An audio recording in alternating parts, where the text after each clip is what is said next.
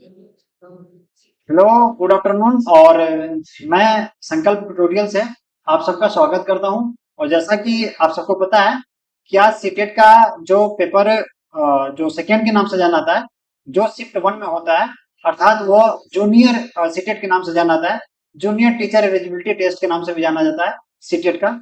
और एक केंद्रीय शिक्षक पात्रता परीक्षा का आज पेपर हुआ है 7 जुलाई 2024। 7 जुलाई 2024 का यह पेपर है। और आप लोग पेपर देकर के जस्ट आए होंगे और आपके पास भी बहुत सारे क्वेरीज वगैरह होंगे कि कौन से क्वेश्चन सही गए, कौन से क्वेश्चन गलत गए, और उसके एनालिसिस कैसे होंगे, और उसमें क्वेश्चन के आंसर क्यों सही क्यों गलत जा रहे हैं। थोड़ा सा अपना पेपर लेकर के बैठाइए और आइए थोड़ा सा उस पर डिस्कशन करते हैं कि क्या किस क्वेश्चन के आंसर कैसे आता है। और फिर इसके माध्यम से हम ये भी देखने का प्रयास करेंगे कि जो भी क्वेश्चन दिए गए हैं तो उसमें सीटेट प्रीवियस ईयर से कितने क्वेश्चन पूछे हैं और कितना अभी वो आगे किन दिशा में बढ़ रहा है। तो आइए थोड़ा देखते हैं। ये आपका सीडीपी का पेपर है और चाइल्ड डेवलपमेंट पेडागोगी या टोटल सीटेट में आपके 150 के मार्क्स के आते हैं सारे टोटल क्वेश्चन मिला करके, जिसमें 30 नंबर के आपके चाइल्ड डेवलपमेंट एंड पेडागोगी के सारे ये आपके क्वेश्चन है। तो 30 मार्क्स के आपके चाइल्ड डेवलपमेंट पेडागोगी के क्वेश्चन आपके सामने हैं, थोड़ा देखते हैं। तो यह आपका सीटेट का आपका जो अभी जस्ट पेपर बीता है, जो अभी पेपर सेकेंड के नाम से जाना आता है और शिफ्ट वन के रूप में इसको दिया गया। तो 7 जुलाई आज है और शिफ्ट वन का पेपर है ये सीटेट का। इसको जूनियर के नाम से भी जाना जाता है। तो इसमें अभी हम देखते हैं कि पेपर टू के नाम से भी इसको देखते हैं हम, पेपर टू। तो यह क्वेश्चन पेपर आपके सामने है। आइए थोड़ा सा देखते हैं कि यह सारे क्वेश्चन के आंसर कैसे कैसे क्या चीजें इससे जुड़ी हुई हैं। तो थोड़ा और जूम कर दें इसको।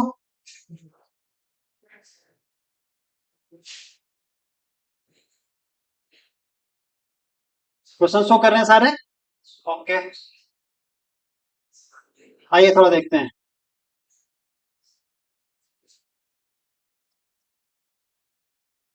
पहला दिया है आपके पास, जो प्रश्न दिया है, महारत हासिल करने के लक्ष्य, महारत हासिल करना है किसी चीज में, मतलब कि मास्टरी गोल, मास्टरी गोल देखना आपको किसी विषय में किसी क्षेत्र में आपको मास्टर बनना है, मास्टरी करना है, मतलब कि उसमें दक्ष होना है। इस पर आधारित एक क्वेश्चन है। तो महारत हासिल करने के लक्ष्य निर्धारित करने से छात्र की अभिप्रेरणा, अभिप्रेरणा के बारे में दिया है कि उसकी जो अभिप्रेरणा है वो कैसे प्रभावित करेगी, और उसकी योग्यता के बारे में विचार, जो हमारे पास जो विचार जो थॉट होंगे किसी चीज के मास्टरी के लिए, किसी में दक्ष होने के लिए, तो हमारे पास जो मोटिवेशन होंगे और जो हमारे पास योग्यता होगी, ये यह दोनों कैसे प्रभावित करेंगी, इसके बारे में थोड़ा देखते हैं कि प्रश्न क्या है। तो इसमें ऑप्शन दिया है कि यह अक्सर योग्यता के प्रगतिशील दृष्टिकोण में पड़ी हुई बाहरी अभिप्रेरणा के विश्वास को दर्शाता है। तो देखिएगा, सबसे बड़ी बात होती है कि जब भी आप देखते हैं कि किसी विषय में आपको मास्टरी होना करना पड़ता है या फिर उसमें दक्ष होना पड़ता है, कैपेबिलिटी आपकी अच्छी होनी होती है, या किसी चीज में आप अच्छे निपुण होना चाह रहे हैं, तो उसके लिए आपके पास जो मोटिवेशन है वो बड़ा ही महत्वपूर्ण रोल प्ले करता है। लेकिन मोटिवेशन दो तरीके के हैं, एक इंटरनल और एक आपके एक्सटर्नल। तो आपको पता है सीटेट हमेशा क्या कहता है बच्चों में, इंटरनल मोटिवेशन को प्रायोरिटी दीजिए। अर्थात कि अगर किसी विषय में आपको अच्छा करना है, लंबे समय तक करना है, तो हम बहुत ही एक्सटर्नल मोटिवेशन यानी बाहरी प्रेरणा के माध्यम से उन चीजों को नहीं प्राप्त कर सकते हैं जितना हम आंतरिक प्रेरणा के माध्यम से उन चीजों को प्राप्त कर सकते हैं। अर्थात हम देख रहे हैं जो पहला आपका ऑप्शन है ये वाला, इसमें आपका बाहरी अभिप्रेरणा यहाँ पर दिख रहा है। अर्थात कि बाहरी अभिप्रेरणा आपके मास्टरी गोल में प्रभावित कैसे करेगी, कम करेगी या अधिक करेगी, इसके मैटर में ये बता रहा है। तो बाहरी अभिप्रेरणा आपके मास्टरी गोल में, आपकी दक्षता में, आपके कैपेबिलिटी में, आपके कार्य करने की शैली में, आपके लंबे समय तक उस कार्य से जुड़े रहने का जो प्रभाव होगा, उसमें बाहरी अभिप्रेरणा का जो प्रभाव होगा वो बहुत ही कम होता है। अगर जो आप इंटरनल तरीके से मोटिवेटेड है, अगर जो आप बहुत ही अच्छा करना चाहते हैं किसी चीज में, तो आपको इंटरनल मोटिवेशन चाहिए। अर्थात यहाँ पर पहले ऑप्शन में दिया है कि बाहरी प्रेरणा, तो बाहरी प्रेरणा का जो काम होगा मास्टरी गोल में वो निगेटिव इम्पैक्ट डालता है, वो ज्यादा अच्छा नहीं जाता है। पहले ऑप्शन में आपके पास बाहरी प्रेरणा दिखा हुआ है, और भी इसमें देख लेते हैं बाहरी प्रेरणा कहाँ पर लिखा हुआ है। यहाँ पर भी एक ऑप्शन आपके पास दिया हुआ है बाहरी अवप्रेरणा, अर्थात कि बाहरी अवप्रेरणा वाला दो ऑप्शन आपके पास है, ये दोनों ऑप्शन सीधे सीधे जाएंगे। बचते हैं हमारे पास दो ऑप्शन, इन दोनों ऑप्शन में थोड़ा चेक करते हैं। यह अक्सर योग्यता के स्थिर दृष्टिकोण में है। स्थिर दृष्टिकोण, जब आप किसी व्यक्ति को किसी काम को लिए करने के लिए देते हैं तो दृष्टिकोण उसका स्थिर नहीं होता, वो धीरे धीरे धीरे धीरे वो कार्य करने की प्रगति में आगे बढ़ता जाता है। तो यहाँ हम देखेंगे स्थिर दृष्टिकोण जो हमारे पास ऑप्शन है ये गलत जा रहा है। तो ये आंतरिक अभिप्रेरणा तो यहाँ पे सही जा रहा है, ये चीज तो सही जा रहा है और ये सारी चीजें भी तो सही है, लेकिन स्थिर दृष्टिकोण की बात कर रहा है वो। तो मास्टरी गोल के लिए आपके पास जो आपका एटीट्यूड होगा वो क्या होगा, प्रगतिशील होगा, प्रोग्रेसिव होगा। तो यहाँ पर आप देखेंगे ये वाला ऑप्शन भी आपका कट जाएगा। चौथा वाला आपके पास ऑलरेडी कट गया था, तो लास्ट वाला जो आपका तीसरा बच रहा है वही आपके आंसर हो जाएंगे, उसको भी थोड़ा देख लेते हैं। यह अक्सर योग्यता के वृद्धिशील दृष्टिकोण, मतलब कि कोई आप योग्यता आप अर्जित करना चाह रहे हैं उसमें कैसे प्रोग्रेस हो रहा है उसके माध्यम से हम देखते हैं कि आगे करना चाह रहे हैं किसी कार्य को तो हम उस कार्य को अच्छे से कर पाएंगे, यानी गतिविधि है उसकी जो वो प्रगतिशील होगी, डायनेमिक होगी और बढ़ी हुई आंतरिक प्रेरणा और विश्वास को दर्शाता है। जो मास्टरी है, जो मास्टरी ऑफ गोल है, यह आपके वृद्धिशील दृष्टिकोण और आपके आंतरिक प्रेरणा से जुड़ा हुआ पार्ट है, अर्थात कि हम इंटरनल मोटिवेशन को ज्यादा प्रायोरिटी देंगे आप कंपेरिजन टू एक्सटर्नल मोटिवेशन को। ठीक है, पहला आपका क्वेश्चन का जो ऑप्शन हो जाएगा वो थर्ड हो जाएगा, यानी आपका थर्ड ऑप्शन आपका सही है यहाँ पर। तो आप लोग चेक करते जाइए, थोड़ा सा एनालिसिस भी करते जाइए और मिलाते जाइए। अगला क्वेश्चन आते हैं हम लोग सेकंड पर। अगला जो आपके पास क्वेश्चन दिया है वो इंक्लूसिव एजुकेशन के रूप में दिया जाए कि समावेशी शिक्षा। तो आपको पता है कि समावेशी शिक्षा क्या होता है। समावेशी शिक्षा के अंतर्गत उन सारी चीजों को रखा जाता है जिसमें एक क्लास में चाहे वो लिंग के आधार पर हो या धर्म के आधार पर हो या जाति के आधार पर हो या फिर बौद्धिक विविधता के आधार पर हो, यानी कि शारीरिक विविधता हो या किसी तरह की विविधता हो, उन सारी विविधताओं को एक साथ जब हम किसी क्लास में पढ़ाने का प्रयास करते हैं तो समावेशी शिक्षा कहलाता है। तो समावेशी शिक्षा के बारे में थोड़ा क्वेश्चन देखते हैं क्या है। बच्चों के बीच हर तरह की विभिन्नता को दूर करने का लक्ष्य रखता है। तो ये तो ठीक है, एक ऑप्शन आपके पास सही कह रहा है कि हर तरह की विभिन्नता है उनको वो दूर कर रहा है, लेकिन आप देखेंगे विभिन्नता को दूर कर रहा है अर्थात कि वह कह रहा है कि जो विविधताएं बच्चों के अंदर जो डाइवर्सिटी है उसको दूर कर रहा है, अर्थात कि यह वाला ऑप्शन आपका निगेटिव जा रहा है, अर्थात ये आपका ऑप्शन निगेटिव जा रहा है। दूसरा ऑप्शन देखते हैं कि समावेशी शिक्षा को पहचानना चाहिए कि हर बच्चा एक ही दर से और एक ही समय में सीखेगा।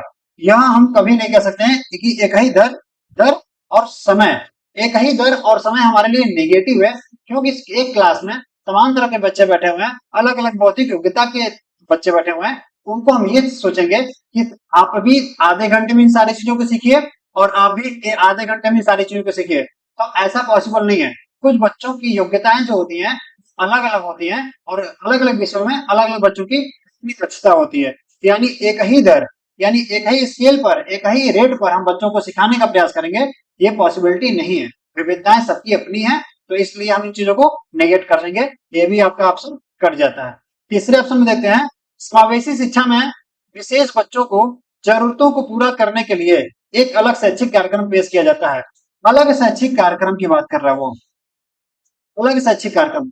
समावेशी शिक्षा में सारे बच्चों को एक साथ पढ़ाने का प्रयास किया जाता है, ना कि सारे बच्चों के लिए अलग अलग शैक्षिक कार्यक्रम हम करेंगे। अब अगर मान लीजिए कि एक ही क्लास में जो दिव्यांग बच्चा है उनके लिए अलग हम कर दें, जो थोड़ा सा वो मेंटल कैपेबिलिटी जिनकी अच्छी उनके लिए अलग कर देंगे, तो जो बच्चे यहाँ से हमारे निकलेंगे, जो आउटपुट के रूप में इस विद्यालय से निकलेंगे, तो जब भविष्य में आगे कभी जाएंगे तो वो लोग कहेंगे कि ये तो बड़ा पढ़ाकू लड़का था, हम तो बहुत कम पढ़ते थे। और फिर एक डीमोटिवेशन और एक एक्स्ट्रा ओवर मोटिवेशन या फिर ओवर कॉन्फिडेंस, इन दोनों में अलग अलग आ जाएगा। तो हम क्या करेंगे, क्लास में ऐसी चीजें डेवलप करेंगे कि बच्चों में वो अलग शैक्षिक कार्यक्रम न दिया जाए। अलग शैक्षिक कार्यक्रमों की वजह से बच्चों में विविधताएं बढ़ जाती हैं, यानी भिन्नताएं आ जाती हैं और बच्चे अपने आप को एक दूसरे से अलग अलग समझने लगते हैं, अर्थात कि यह भी ऑप्शन आपका कट जाएगा। बचेगा आपके पास लास्ट ऑप्शन। ये तीन ऑप्शन कट गए तो लास्ट वाले ऑप्शन आपके सही हो जाएंगे। तो उसको भी देख लेते हैं क्या है। इसमें दिया कि अलग अलग भिन्नताओं के अनुसार विभेदित निर्देश दिए जाएंगे। अब यह कह रहा है कि अलग अलग भिन्नताएं, अलग अलग भिन्नताओं के अनुसार विभेदित निर्देश। विभेदित निर्देश का मतलब होता है कि जो बच्चे जिस भी दिशा में आगे बढ़ना चाह रहे हैं उनकी भिन्नताओं के आधार पर, हो सकती है कि उनकी भिन्नताएं जो है बौद्धिक तरीके से अलग हो सकती है उनकी भिन्नताएं दिव्यांगता के रूप में अलग हो सकता है, उनका धार्मिक हो सकता है, उनका सामाजिक हो सकता है उनका पर्यावरणीय जो भिन्नता है अलग अलग है। उन भिन्नताओं को हम क्या करेंगे, उनके अनुसार, अलग अलग भिन्नताओं के अनुसार विभेदित निर्देश, मतलब कि सबको अलग अलग तरीके का इंस्ट्रक्शंस देंगे। जैसे कि दिव्यांग बच्चा है, कोई बच्चा कम सुन पा रहा है तो उसको क्या करेंगे, आगे बैठा देंगे। ठीक है, ये विभेदित निर्देश है। ये हम तरीका जो अपना रहे हैं ये विभेदित निर्देश है। हो सकता है कोई बच्चा सही से देख नहीं पा रहा था, उसको हम आगे बैठा दिए, तो उसको हम ब्रेल लिपि से संबंधित जो भी हमारे पास वो सारे किट वगैरह है उनको उपलब्ध कराएंगे कि बच्चा उससे सीखने का प्रयास करे। तो हम तो अलग अलग भिन्नताओं को प्रायोरिटी भी दे रहे हैं और उनके अनुसार उनसे संबंधित विभेदित निर्देश भी देने का प्रयास कर रहे हैं। अर्थात हमारा जो दूसरा ऑप्शन हो जाएगा, जो हमारा चौथा ऑप्शन हो जाएगा वो सही हो जाएगा, बाकी सारे ऑप्शन में निगेटिविटी है। ठीक है, तो आगे आते हैं अगले क्वेश्चन पर।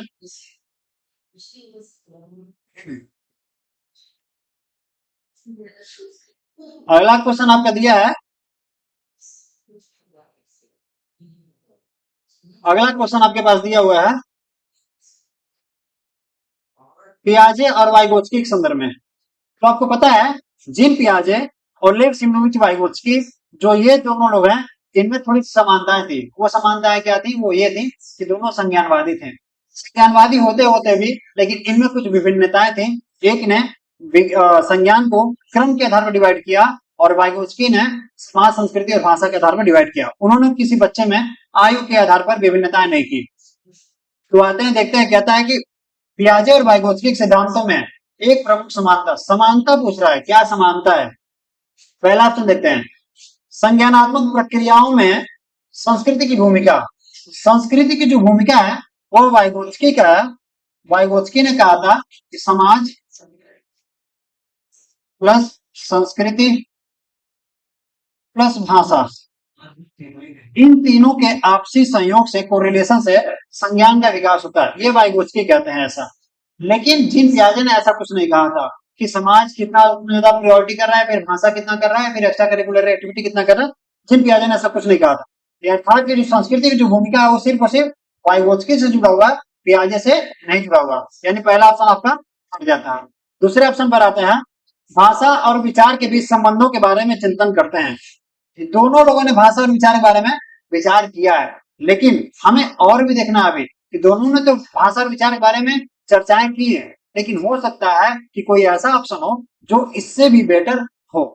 ठीक है, यानी कि सीटेट क्वेश्चन जो देता है वो ये कहता है कि चारों ऑप्शन हमारे पास कभी कभी सही रहेंगे, लेकिन आपको ढूंढना रहेगा कि कौन सा ऐसा क्वेश्चन होगा या ऑप्शन होगा जो हमारे उस रिजल्ट को पूरा करता है, उस रिजल्ट को हमारे पास पूरा करता है। तो इसका मतलब हमको और भी थोड़ा सा आगे चलते हैं, देखते हैं। यानी ये तो ठीक है। तीसरे वाले बात है, दिया है बच्चों के विकास में चरण जैसी प्रगति पर ध्यान देना। अच्छा, चरणबद्ध प्रगति की बात करते हैं, ये कौन करते हैं, ये जीन पियाजे करते हैं। जीन पियाजे करते हैं। ओके, जीन पियाजे। अब चरणबद्ध कैसे करते हैं वो देखिएगा। उन्होंने कहा था कि जो बच्चों के संज्ञान का विकास होता है वह चरणबद्ध तरीके से होता है, चरणबद्ध अवस्थाओं में होता है। जो उनके अंदर स्कीमा का जो डेवलपमेंट हो रहा था, जो उनके संगठन और अनुकूलन की प्रक्रिया हो रही थी, वो क्रम से चरणों पर आधारित था। चरण कौन से थे, उसके 4 चरण थे, जिसमें पहला था संवेदी गामक, दूसरा क्या था आपका पूर्व सक्रियात्मक, तीसरा क्या था तीसरा था आपका सक्रियात्मक और चौथा था आपका औपचारिक संक्रियात्मक, जिसको फॉर्मल के नाम से जाना जाता था। तो यह जो चरणबद्ध प्रक्रियाएं हैं यह जीन पियाजे की हैं। वाइगोत्स्की ने चरणबद्ध प्रक्रियाओं के बारे में कभी चर्चा नहीं किया। उन्होंने जेटपीडी, स्कैफोल्डिंग, एमकेओ और साथ में भाषा, संस्कृति, समाज और पीयर ट्यूटोरिंग या फिर रेसिप्रोकल ट्यूटोरिंग के बारे में उन्होंने चर्चा किया था। तो इसका मतलब कि हमारा जो ये वाला जो ऑप्शन हो जाए चरणबद्ध, ये सिर्फ जीन पियाजे से जुड़ा हुआ है, ना कि वाइगोत्स्की से। और यहाँ क्वेश्चन था हमारा पियाजे और वाइगोत्स्की में समानता, तो यानी हमारा तीसरा ऑप्शन कट जा रहा है। पहला ऑप्शन कटा था, तीसरा ऑप्शन कट गया। दूसरा वाला ठीक था, लेकिन और आगे चलते हैं। बच्चों की स्वयं की शिक्षा में संलग्नता और जुड़ाव की बात हो रही है। अच्छा देखिए, ये भी ऑप्शन आपके पास सही है। तो आपको देखना है कि क्या ऐसा चीज है जिसपे ज्यादा फोकस दोनों ने किया था। जो पियाजे हैं इन्होंने भाषा पर थोड़ा कम फोकस किया था, भाषा पर ज्यादा फोकस किया था वाइगोत्स्की ने। अर्थात कि दोनों में समानता की बात हो रही है, दोनों ने बराबर किसी चीज को प्रायोरिटी दिया। वो क्या है देखिएगा, स्वयं की समझ, स्वयं की शिक्षा में संलग्नता की बात करते हैं और जुड़ाव की बात कर रहे हैं। जब कहते हैं कि बच्चों के अंदर जो संज्ञानात्मक विकास होता है वो संरचनात्मक तरीके से हो रहा, वो रचनात्मक तरीके से हो रहा। अर्थात कि बच्चे जो स्वयं से किसी कार्य को करते हैं, भाषा से जुड़ते हैं, संस्कृति से जुड़ते हैं, समाज से जुड़ते हैं, या फिर हम ये कह सकते हैं कि भाषा जैसे जीन पियाजे के अकॉर्डिंग कि बच्चे जब एक नन्हे वैज्ञानिक के रूप में जब आपके कहते हैं कि जीन पियाजे के बच्चे एक नन्हे वैज्ञानिक है और अपने ज्ञान का निर्माण स्वयं करते हैं, तो इस आधार पर जो पियाजे का जो स्टेटमेंट है, बच्चे अपने ज्ञान का निर्माण स्वयं करते हैं और संलग्नता और जुड़ाव, उसमें जो संलग्नता है वो समाज, संस्कृति और भाषा, ये भी इसमें आपके वाइगोच के साथ मिल जाते हैं। तो चौथा ऑप्शन यहाँ पर आपका सही हो जाएगा। और दूसरा भी ऑप्शन सही था, लेकिन भाषा पर कम फोकस किए थे पियाजे, इसलिए हम समानता के आधार पर कम फोकस की वजह से इस ऑप्शन को नहीं चुन रहे हैं। ठीक है, तो यह क्वेश्चन काफी उलझा हुआ था और आप लोग थोड़ा सा इसमें कंफ्यूज भी हुए होंगे कि दूसरा और चौथा दोनों सही था, लेकिन हम समानता की बात कर रहे थे कि 50-50% कि दोनों में क्या था। तो जो चौथा वाला ऑप्शन था इसमें आपको वो 50-50% की सारी चीजें मिल रही थी। आइए अगला आता है हम लोग नेक्स्ट क्वेश्चन पे।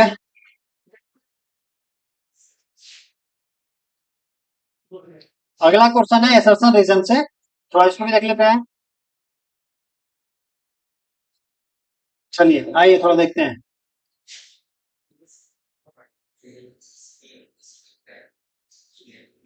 चलिए देखते हैं इस क्वेश्चन को। तो क्वेश्चन दिया है किशोरावस्था के दौरान, मतलब कि एडल्टहुड की बात हो रही है, किशोरावस्था के दौरान जो जेंडर अपेक्षाएं हैं, जेंडर अपेक्षाओं के अनुरूप स्त्रीत्व या पुरुषत्व, मतलब कि एक जो जेंडर बायसनेस की बात हो रही है, वह उससे संबंधित थोड़ी सी चीजें देखी जा रही है कि परंपराओं का पालन करने के लिए दबाव बढ़ जाता है। यह कह रहा है कि जो बच्चे होते हैं, कि जो किशोरावस्था होता है, तो जैसे जेंडर जो होता है आपने देखा होगा, sex and gender, sex and gender, तो जो सेक्स था ये बायोलॉजिकल था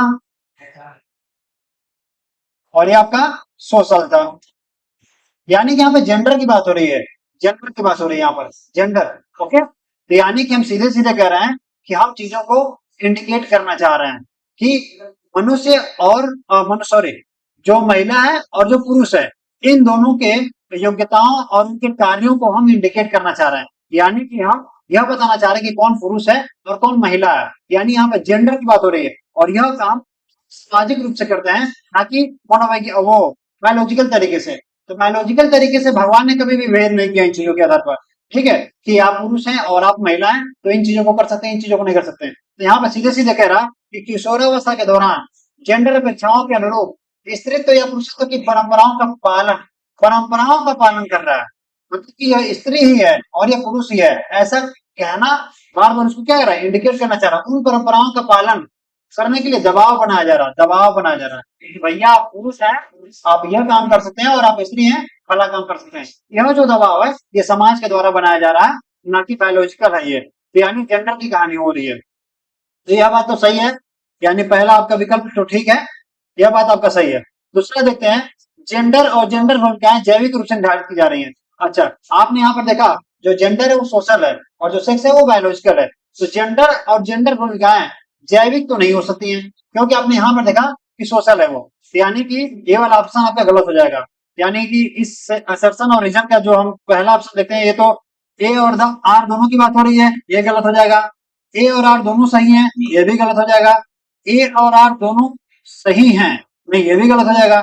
ए सही है, यहाँ पर ए वाला सही था और आर आपका गलत था, यानी चौथा ऑप्शन आपका सही हो जाएगा।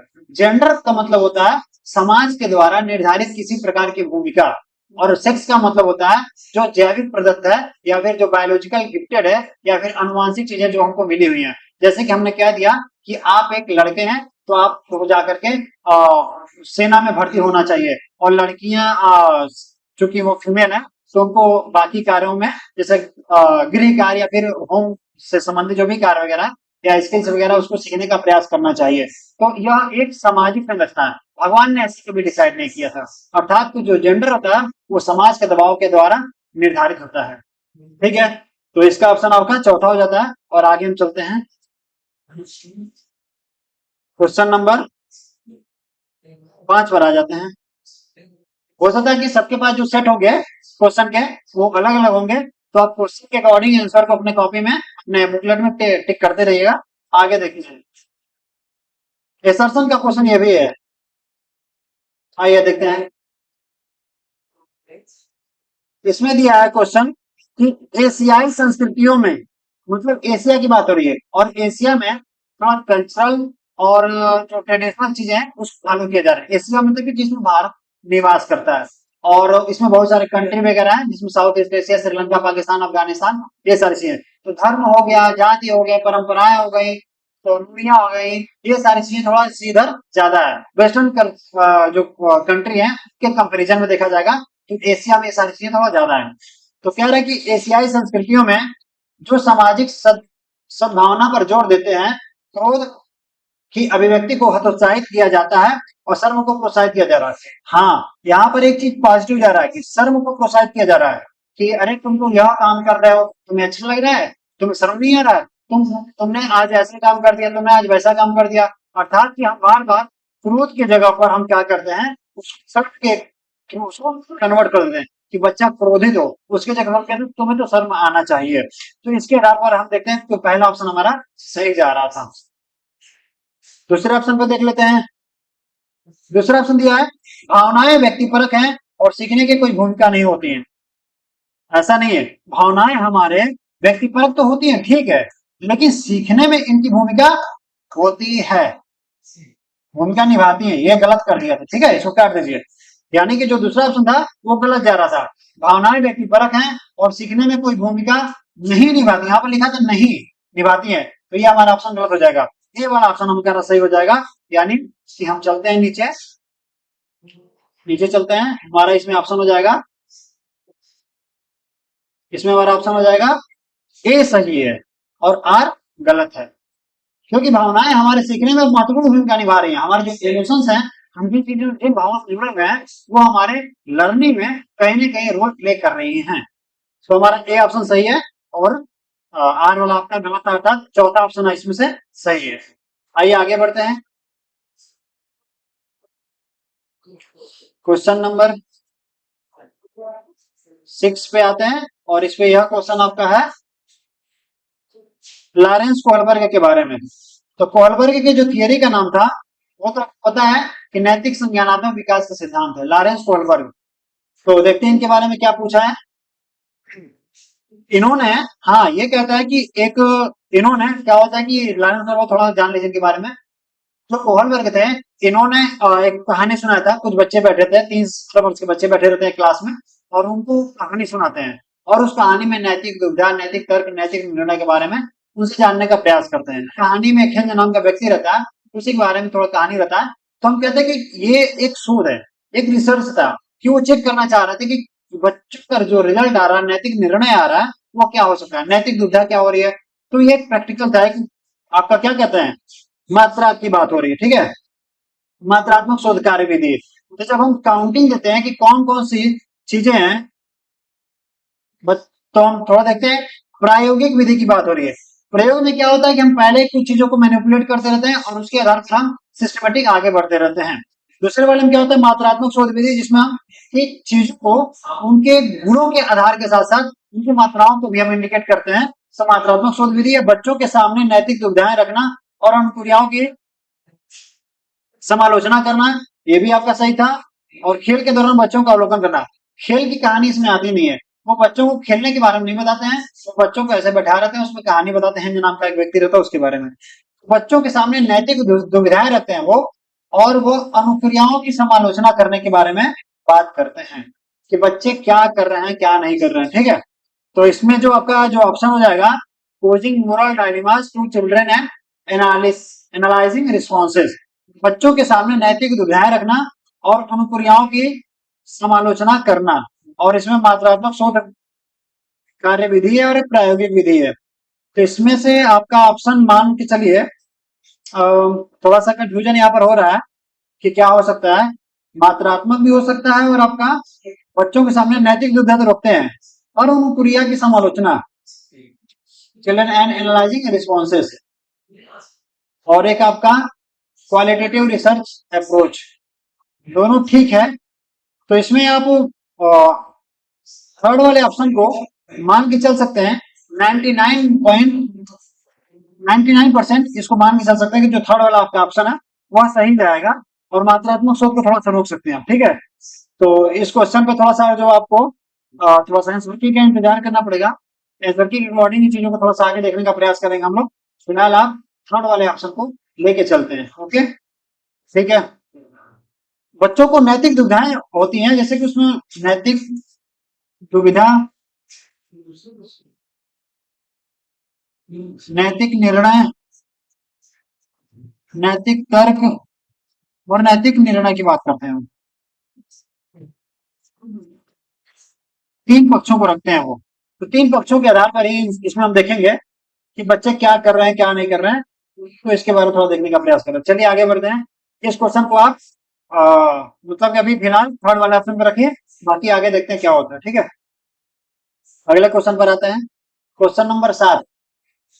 क्वेश्चन नंबर 7 में देखते हैं, कह दिया ले वाइगोत्स्की वाइगोत्स्की की थियरी का जो नाम था सामाजिक सांस्कृतिक संज्ञानात्मक विकास का सिद्धांत। सामाजिक सांस्कृतिक संज्ञानात्मक विकास का सिद्धांत उनके सिद्धांत का नाम था। और इन्होंने भाषा और विचार के बारे में क्या कहा था यह पूछ रहा है। तो वाइगोत्स्की के अनुसार भाषा और विचार के बीच क्या संबंध है। इसके पहले जब क्वेश्चन आया था तो आपको बताया गया था कि भाषा और विचार जो है, भाषा विचार को प्रभावित कर रहा है और विचार भाषा को प्रभावित कर रहा है, लेकिन बच्चों में जो डेवलपमेंट के जो प्रोसेस होता है वो विचार के साथ साथ भाषा आगे बढ़ती है, ये वाइगोत्स्की ऐसा बताते हैं। तो भाषा और विचार विकास की जटिल विनिमय प्रक्रिया है। जटिल नहीं, जटिल, हाँ जटिल है, ठीक है, जटिल रहेगा इसका, ठीक है। भाषा विचार को आकार नहीं देती है, ये तो गलत है। विचार भाषा को आकार देते हैं, ये भी लगभग गलत है। भाषा और विचार एक दूसरे से स्वतंत्र हैं, स्वतंत्रता की बात नहीं करते, वो सीधे कहते हैं भाषा विचार के इंट्रैक्शन से संज्ञान का विकास हो रहा था, ठीक है। तो यानी कि जटिल प्रक्रियाएं इन दोनों के संयोग से बच्चों में संज्ञान का विकास होता है, ऐसा वाइगोत्स्की बताने का प्रयास करते हैं कि भाषा और जो विचार है इन दोनों के आपसी संयोग से यानी कॉम्प्लेक्सिटी से बच्चों के अंदर संज्ञान का विकास होता है, ऐसा मानते हैं वो ले वाइगोत्स्की। और इन्होंने जेड स्कैफोल्डिंग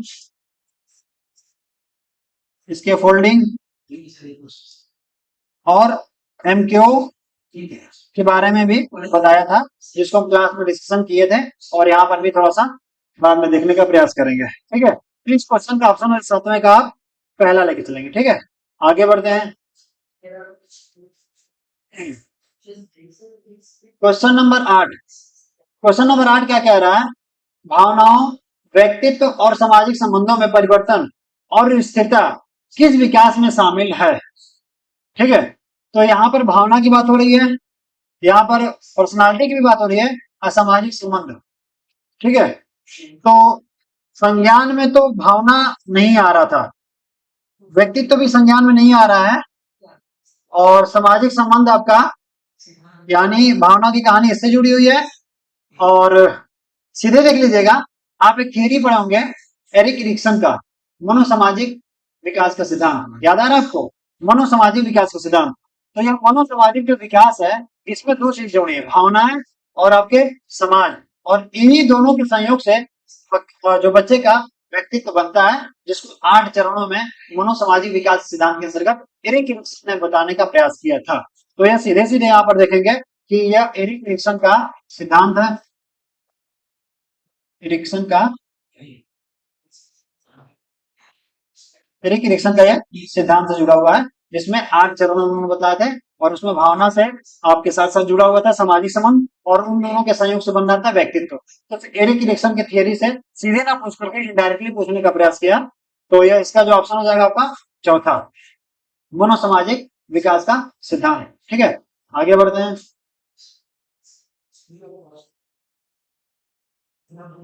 फिर असर्शन रीजन का फिर से क्वेश्चन आ गया, थोड़ा इसको देखने का प्रयास करते हैं, ओके। चलिए, यहाँ दिया है कि शिक्षकों को बच्चों को प्रयोग के लिए बहुत सारे अवसर देने चाहिए और उदाहरणों और गैर उदाहरणों पर चर्चा करनी चाहिए। तो शिक्षक जो है बच्चों को प्रयोग के लिए बहुत सारे अवसर दे रहे हैं और उदाहरण दे रहे हैं और गैर उदाहरण पर भी बात करने का प्रयास कर रहे हैं। अर्थात जब टीचर कोई टीच कर रहा होता है क्लास में, तो उस समय प्रयोग से संबंधित चीजों को देता है, साथ में अवसर भी देता है बच्चों को कि अपना जो भी उनका इनपुट आउटपुट है, रिजल्ट जो कॉन्सेप्ट या परसेप्शन है, वो बताने का प्रयास करें, और उदाहरण भी देता है और गैर उदाहरण भी देता है। तो यह ऑप्शन आपका सही हो जाएगा। दूसरा देखते हैं, बच्चों में गलत धारणाओं से निपटने का बच्चों में गलत धारणाओं से निपटने का एक रचनात्मक तरीका विपरीत उदाहरण प्रदान करना होता है। रचनात्मक तरीके में क्या करते हैं कि उदाहरण भी देते हैं और साथ साथ हम यह भी देखते हैं कि उसमें बच्चों के साथ काउंटर एग्जाम्पल भी दिए जा रहे हैं। ठीक है, विपरीत उदाहरण भी दिए जा रहे हैं। इससे क्या होता है कि बच्चों के अंदर क्रिएटिविटी डेवलप हो जाती है, रचनात्मकता, कि यह तो एग्जाम्पल है और ये दूसरा एग्जाम्पल नहीं है, इसका इससे जुड़ा हुआ पार्ट नहीं है। तो बच्चे क्रिएटिव होते हैं, तो सोचते हैं कि यह जो प्रोसेस है, ये एग्जाम्पल इससे जुड़ा हुआ है और जो दूसरा एग्जाम्पल है वो इस प्रश्न से नहीं जुड़ा हुआ है। अर्थात कि बच्चों में जो क्रिएटिविटी का जो डेवलपमेंट होता है, विपरीत उदाहरणों के आधार पर भी होता है। जब बच्चों को स्वयं से करने के लिए किसी चीज को दिया जाता है और बच्चे स्वयं के अनुभव और ज्ञान के आधार पर किसी चीज को प्राप्त करते हैं, तो उसको रचनात्मक अधिगम के नाम से जाना जाता है। तो यानी दूसरा ऑप्शन भी आपका सही है। तो इसमें आपका पहला ऑप्शन कट जाएगा, क्योंकि यहाँ पर ए और आर दोनों गलत दिया रहेगा। ए और आर दोनों सही हैं और आर ऐसे की सही व्याख्या कर रहा है। ए और आर दोनों सही है, ए आर की सही व्याख्या नहीं करता है। और इसमें दिया था कि ए सही है लेकिन आर गलत है, यानी हमारा जो दूसरा ऑप्शन है वो वाला ऑप्शन सही हो जाएगा।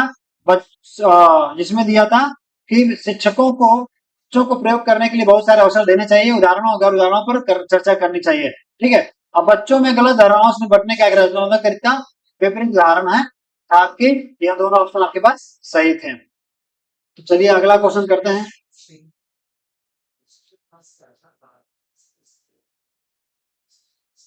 अगला क्वेश्चन जुड़ा हुआ है डिसलेक्सिया से। डिसलेक्सिया क्या है थोड़ा देखते हैं।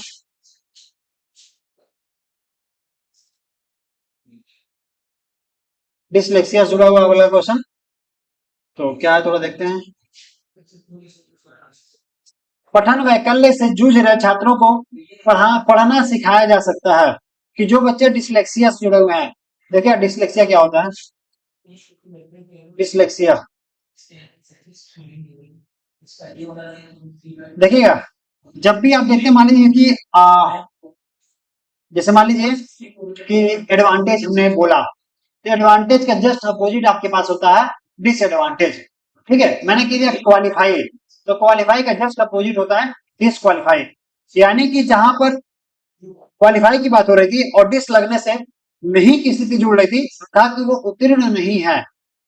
एडवांटेज लाभ प्राप्त हुआ, डिसएडवांटेज प्राप्त नहीं हुआ, लाभ प्राप्त नहीं हुआ। यानी जहां पर डिस की कहानी हो रही थी, डिस, ये वाले डिस यहाँ पर देखिएगा, एक शॉर्टकट तरीका बता रहा हूं।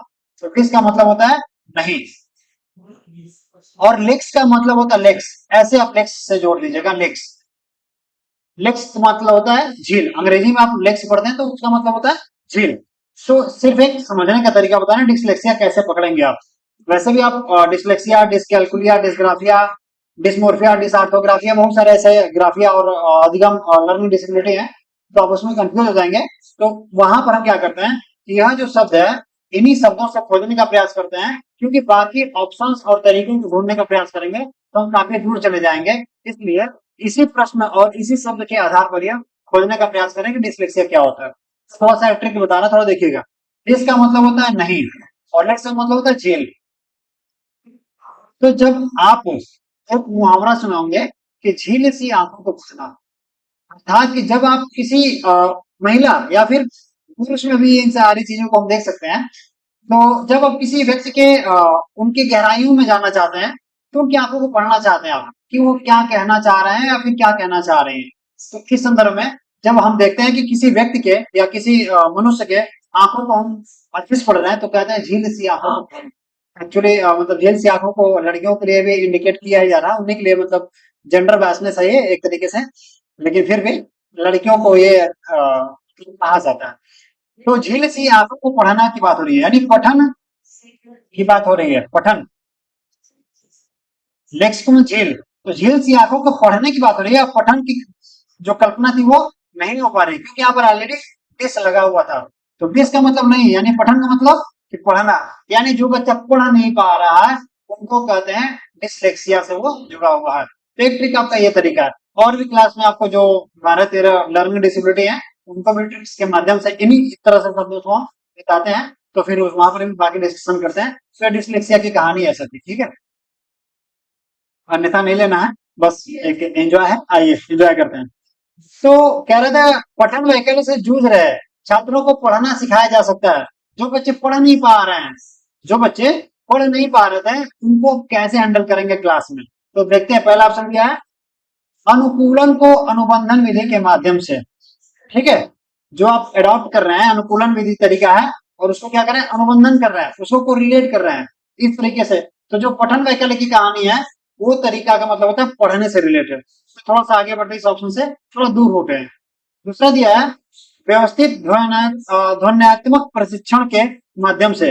अच्छा, जब आप सिस्टमेटिक किसी चीज को पढ़ते हैं, सिस्टमेटिक सिस्टमेटिक की बात हो रही है, और ध्वनि के साथ पढ़ रहे हैं, किसी भी आपके पास किताब है उसको क्रम से पढ़ रहे हैं और तेजी से पढ़ रहे हैं, बच्चों को सिस्टम से पढ़ाने का प्रयास कर रहे हैं, उसकी बात हो रही है। तो जो बच्चे पढ़ नहीं पा रहे थे, अर्थात कि उनको पठन से संबंधित समस्याएं हो रही थी, डिसलेक्सिया की प्रॉब्लम थी, तो ऐसे बच्चों के लिए यह तरीका आपके पास सही जा रहा है। तो यह ऑप्शन आपको थोड़ा सही मानते हैं। और आगे चलते हैं, लेकिन देखते हैं उच्च ग्रेड स्तर के पठन ग्रंथ प्रदान करेंगे। ये तो बिल्कुल भी नहीं, ये कहानी तो पठन के लिए हम तो ये नहीं कर सकते कि जिस मान लीजिए कि हम कोई बच्चे पढ़ नहीं पा रहा है उसको और हाई लेवल का हम देने का प्रयास करेंगे, तो ये तरीका गलत है। ठीक है, यानी ये ऑप्शन आपका सीधे सीधे कट जाएगा। चौथे ऑप्शन पे आते हैं, लंबे और जटिल गद्यांश देकर। ये तो सीधे सीधे कह रहा है, एक बच्चा पढ़ नहीं पा रहा उसको पैसेज पैराग्राफ दे रहा है, कह रहे हैं भाई पढ़ो, तो वो तो और भी ज्यादा डर जाएगा। इसका मतलब ये वाला भी ऑप्शन आपका कट जाएगा। यानी दूसरा वाला आपका सही जा रहा था कि जिसमें सिस्टमेटिक तरीके से बच्चों को प्रशिक्षण भी देंगे, ध्वनि के साथ पढ़ने का प्रयास करेंगे, तो बच्चे पढ़ने का प्रयास करेंगे और धीरे धीरे वो पढ़ना शुरू कर देंगे और पढ़ने लगेंगे। ठीक है, यानी आपका सेकेंड ऑप्शन इसमें सही हो जाएगा। आगे बढ़ते हैं।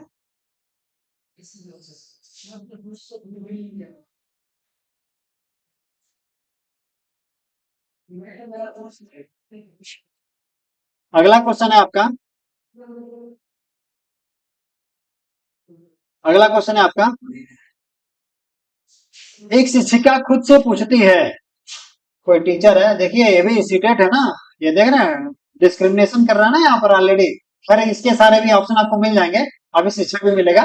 तो ऐसे क्वेश्चन बनाते हैं 150 में कि जिसमें 50% शिक्षक की कहानी होती है, 50% शिक्षिका की कहानी होती है। तो डिस्क्रिमिनेशन यहाँ पर नहीं होता है। आगे बढ़ते हैं। तो एक शिक्षिका खुद से पूछती है, मैं ऐसे अनुभव कैसे प्रदान कर सकती हूँ।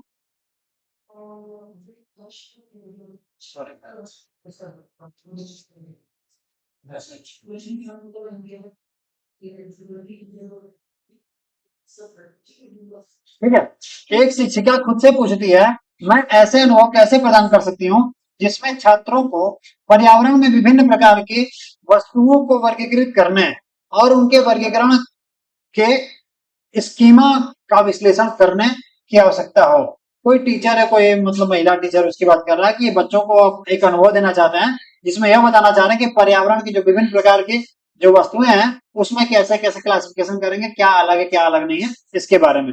ठीक है, तो वह छात्रों में किस बुद्धिमत्ता को बढ़ावा देने की कोशिश कर रही हैं।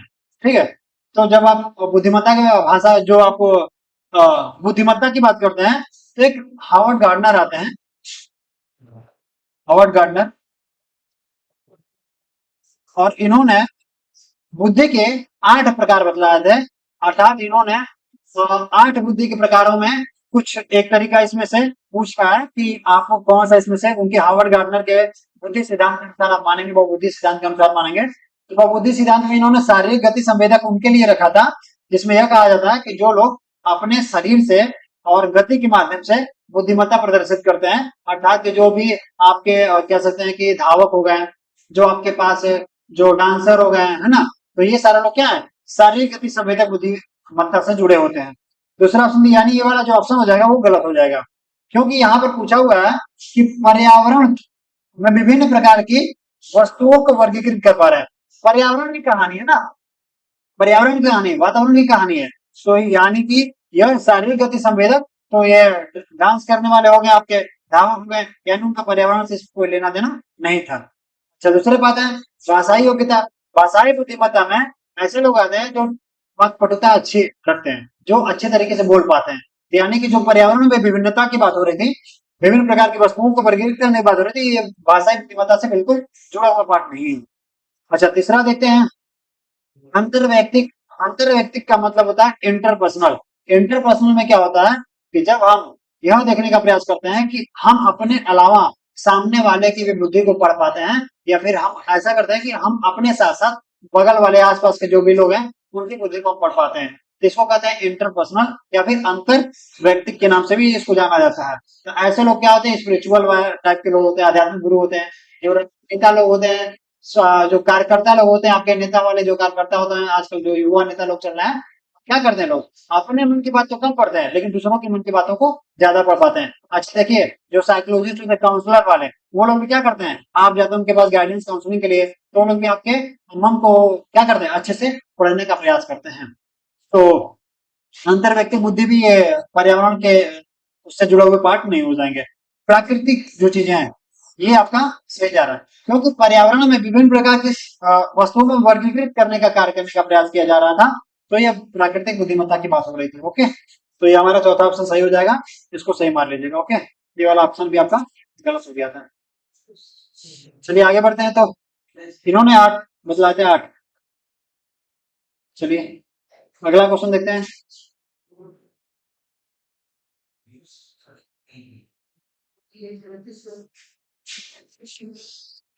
भाई चल जा भाई।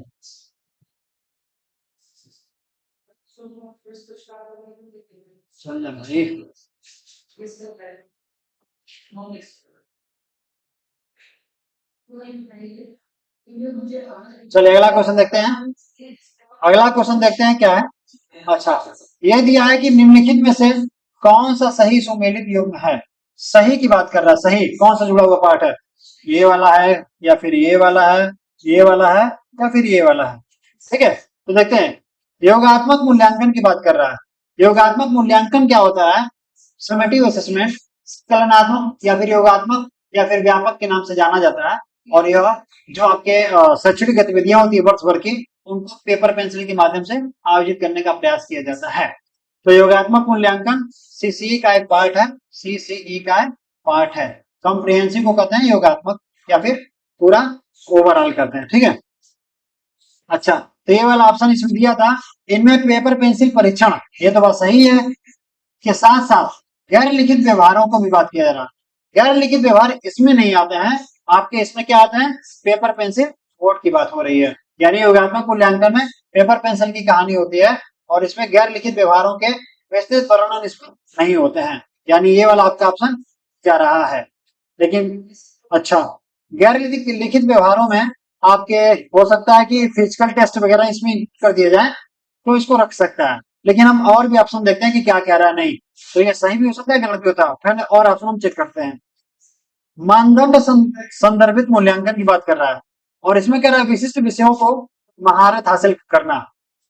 ठीक है, तो मानदंड का मतलब होता है कि क्राइटेरिया आपने फिक्स कर दिया है, किसी क्राइटेरिया के आधार पर किसी चीज को मूल्यांकित करने का प्रयास कर रहे हैं, तो इसको कहते हैं मानदंड आधारित मूल्यांकन। और इसमें कह रहा है विशिष्ट विषयों में महारत हासिल करना, तो बात थोड़ी ठीक जा रही है, यानी इसको भी हम थोड़ा सा मान के चल सकते हैं। मानक संदर्भित मूल्यांकन, मानक संदर्भित मूल्यांकन में क्या होता है, नॉर्म्स में फिट कर दिया, नॉर्म्स कि यह नियम है, इस नियम के आधार पर आपने आगे करेंगे तो ही आप आगे बढ़ेंगे। अर्थात इसमें के साथियों के प्रदर्शन की तुलना करते हैं। तो यह क्वेश्चन आपके इससे भी आपके अच्छे ऑप्शन जा रहे हैं, ये वाले, यानी चौथा तीसरा वाला जो ऑप्शन है वो ज्यादा सही जा रहा है, क्योंकि जो आपका नॉर्म्स होता है उसमें डिसाइड करना होता है कि आपके पास 50 नंबर में आपने कितना पाया है। तो मैंने कह दिया 50 में जो 30 नंबर है आपका फर्स्ट डिवीजन है, तो मैंने एक मानक तय कर दिया। तो जो तय करना होता है, जैसे 100 में आपका मैंने कह दिया 60 नंबर आपका फर्स्ट डिवीजन है, तो मैंने एक मानक तय किया। तो मानक के आधार पर जब हम चीजों को तय कर लेते हैं कि इतना आपका क्राइटेरिया है और इसी के आधार पर आप जाएंगे तो फर्स्ट डिवीजन कहलाएंगे, तो उसको कहते हैं मानक संदर्भित। और इसमें यह होता है एक प्रदर्शन की तुलना किया जाता है कि आपने 60 नंबर पाया, आपने 50 नंबर पाया, आपने 30 नंबर पाया, ये सारी चीजें अपना देखते हैं। यानी ये आपका सही जा रहा था। अच्छा, चौथा ऑप्शन दिया है रचनात्मक मूल्यांकन। यह निर्धारित करता है कि छात्र कक्षा से पहले, ठीक है, रचनात्मक ठीक है, और बाद में बाद में नहीं होता है, साथ में होता है। कक्षा के पहले और कक्षा में बाद की कहानियां नहीं होती। क्या कर सकता है, यानी ये वाला भी ऑप्शन आपका कट जाएगा, ये वाला भी कट जाएगा। तो इसमें जो तीसरा ऑप्शन है यह सही जा रहा है। साथ में पहले ऑप्शन पे भी टिक लेके जा सकते हैं, लेकिन अभी इसको देखते हैं कि आपका आयोग क्या कहता है, सीटेट क्या मानता है। तो मानक संदर्भित यानी थर्ड वाला ऑप्शन और पहला वाला ऑप्शन दोनों 50-50% आप मान सकते हैं। 50 मत मानिए, आप वो 60 मान लीजिए आप इसको, थर्ड को, और फर्स्ट को मान लीजिए आप 40।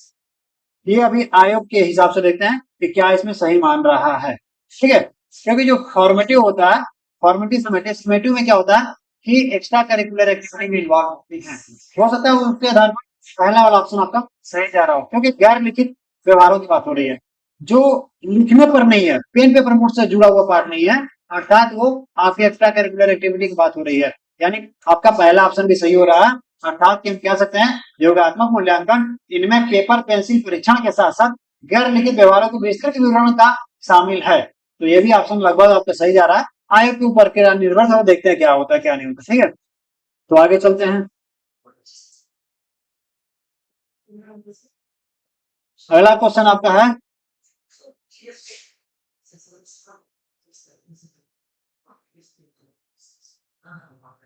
अगला क्वेश्चन आपका है, निम्नलिखित में से क्या दृष्टिबाधित विद्यार्थियों को कक्षा में भागीदारी लेने में बाधा डालता है। कोई बच्चा दृष्टिबाधित है और वो क्लास में पार्टिसिपेट करना चाह रहा है, लेकिन बाधा आ रहा है। दृष्टिबाधित है, क्लास में भागीदारी चाह रहा था, लेकिन उसमें बाधा आ रहा है। तो क्या चीजें हो सकती है उसके बाधा में? ग्राफिक सामग्री के स्पर्शनीय तरीके, जो ग्राफ की जो चीजें हैं उसको स्पर्श करके वो करना चाह रहा है, तो जो सपोर्ट कर रहा है, क्योंकि जो दृष्टिबाधित है वो ग्राफिक चीजों के स्पर्श से वो चीजों को आगे समझ पाएगा कि क्या उसमें 3D बना है और 2D बना है, आकृति क्या बना है। तो ठीक जा रहा है। इलेक्ट्रॉनिक से प्रारूपित व्याख्यान प्रतिलेख, तो ये भी ठीक जा रहा है आपका, बाधा नहीं डाला है अभी। मुद्रित पाठ्य पुस्तकें हैं, चूंकि वो दृष्टिबाधित है तो मुद्रित पाठ्य पुस्तक निगेटिव।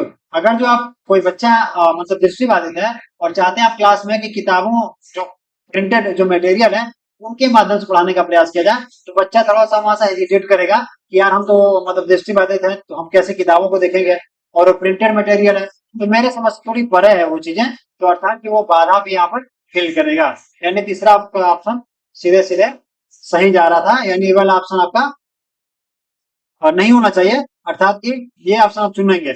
उभरी हुई रेखा चित्र और मानचित्र, अच्छा 3D आकृतियां और जो मानचित्र होते हैं इसको आप प्रायोरिटी देंगे। ये बाधा नहीं है, यहाँ बाधा की बात पूछ रहा है, बाधा की बात पूछ रहा है। बाधा इसमें क्या था? मुद्रित पाठ्य पुस्तक। बाधा इसमें क्या था? मुद्रित पाठ्य पुस्तक, यानी ये वाला ऑप्शन आपका सही हो जाएगा। जो दृष्टिबाधित है उसके पढ़ने में जो बाधा है मुद्रित पाठ्य पुस्तक है, अर्थात ये वाला ऑप्शन आपका बच्चों में बाधा उत्पन्न कर रहा है। ठीक है, आगे बढ़ते हैं।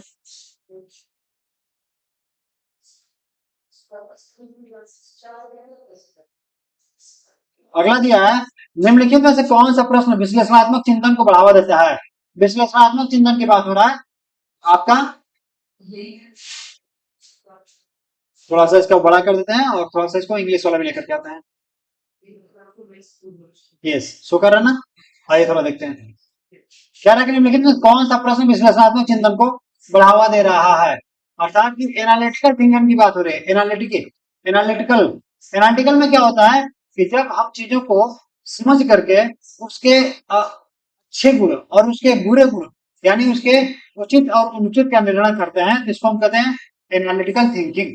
बच्चे जब तर्क और वितर्क करके चीजों के बारे में समझ जाते हैं तो उसको कहते हैं एनालिटिकल थिंकिंग। तो कह रहा है कि कौन सा प्रश्न विश्लेषणात्मक चिंतन को बढ़ावा दे रहा है, इंक्रीज कर रहा है, बढ़ावा दे रहा है।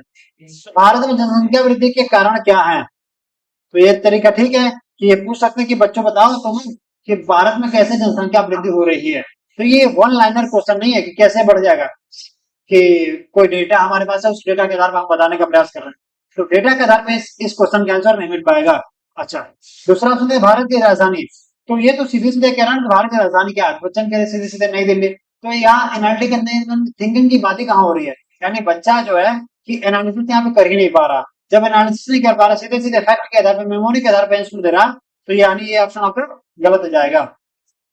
भारत में कितने राज्य है, सीधे सीधे बता देगा रटा हुआ उस मेमोरी में 28 राज्य सर, तो इसमें भी सोचने की कोई क्षमता नहीं है, एनालिसिस करने की क्षमता नहीं है, यानी ये भी आपका गलत जा रहा है। भारत में कुल जनसंख्या कितनी है? सीधे सीधे बता दिया सर, 1 लाख 1 करोड़ 1 अरब 24 करोड़ जनसंख्या है इस समय वर्तमान में। तो ये भी आपका एक फैक्ट का क्वेश्चन हो जाएगा, आपकी मेमोरी में पहले से बच्चे के फीड है और उसको सीधे सीधे आपके सामने प्रेजेंट कर रहा है। यानी जो चीजें पहले से मेमोरी में है, उनको प्रेजेंट करना एनालिटिकल थिंकिंग नहीं है। एनालिटिकल थिंकिंग मतलब होता है जब बच्चे अपने अंदर के जो भी ज्ञान है, संग्रह है, उनमें एनालिसिस करें, क्या अच्छा है, क्या बुरा है, क्या हो सकता है, क्या नहीं हो सकता है, क्या उचित है, क्या अनुचित है। अर्थात कि पहले वाला जो ऑप्शन था, भारत में जनसंख्या वृद्धि के विभिन्न कारण कई कारण क्या हो सकते हैं। जब बच्चा आप सोचेगा कि शिक्षा और की कमी हो सकती है, बेरोजगारी हो सकता है, भुखमरी हो सकता है, बहुत सारे ऐसे फैक्टर है, बताने का प्रयास करेगा, यानी ये वाला आपका ऑप्शन सही हो जाएगा। ओके, आगे बढ़ते हैं।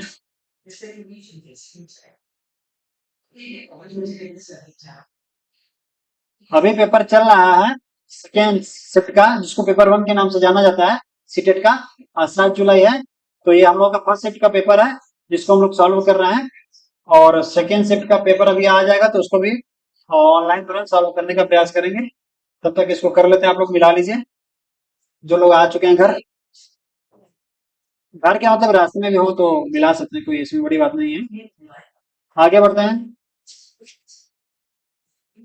अगला क्वेश्चन दिया है, संवेदनशील अवधि वह समय अवधि होती है जिसके दौरान कुछ विशेष रूप से सामान्य विकास के लिए महत्वपूर्ण होती है।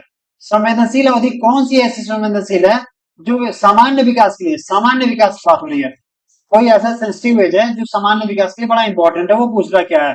क्या वंशानुगत, वंशानुगत तो ठीक है, ये भी मैटर कर रहा है,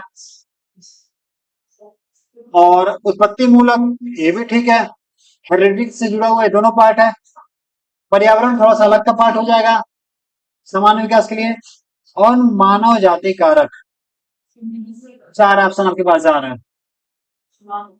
तो आपके जो संवेदनशीलता जो होती है, वो आपके आसपास के इन्वायरमेंट से जुड़ा होता है, कि आप किसी सिचुएशन में कितने ज्यादा संवेदनशील हैं, किसी परिस्थिति में आप किस तरह के निर्णय ले रहे हैं, किस तरह के आपके पास गतिविधियां आ रही हैं और परिस्थितियां आ रही हैं। अर्थात यहाँ पर आपके पास जो ऑप्शन है पर्यावरणीय कारक, ये वाले सही हो जाएंगे, यानी चौथा ऑप्शन इसमें से सही हो जाएगा। पर्यावरणीय कारक इस क्वेश्चन का आंसर होगा। आगे बढ़ते हैं।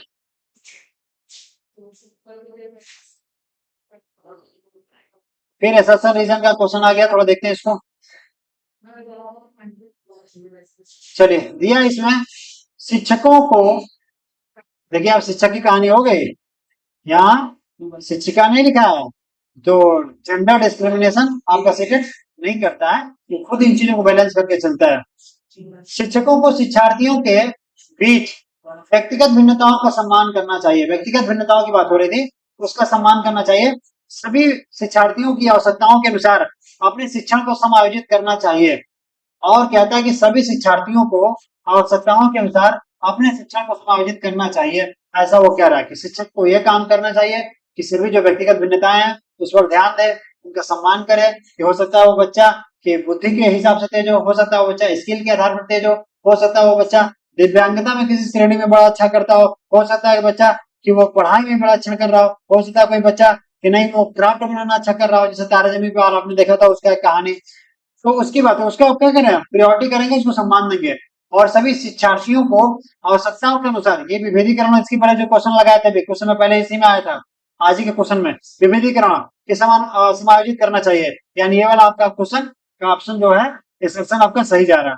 आर देखते हैं, शिक्षकों को विविध पृष्ठभूमि के शिक्षार्थियों को पढ़ाते समय उनके बीच सहयोग, समूह कार्य और बातचीत से बचना चाहिए। तो ये तो गलत है ना, ये तो कह रहा है कि शिक्षकों को विविध पृष्ठभूमि के शिक्षार्थियों को पढ़ाते समय उनके भी सहयोग नहीं करेंगे, आप गलत कर रहा है। समूह चर्चा नहीं करेंगे, गलत है। और फिर बातचीत नहीं करेंगे, बातचीत से बचने की बात हो रही है, यानी ये भी गलत है, यानी आर आपका गलत है। सिर्फ आपका ए वाला ऑप्शन इसमें सही जा रहा था। ए वाला ऑप्शन इसमें कौन सा, ये सही, यानी चौथा ऑप्शन आप देख लेंगे, इसको सही कर लेंगे। ओके, अगला क्वेश्चन करते हैं।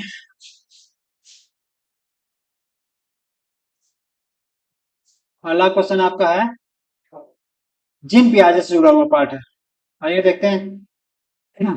जीन पियाजे के अनुसार थोड़ा बड़ा कर देते हैं।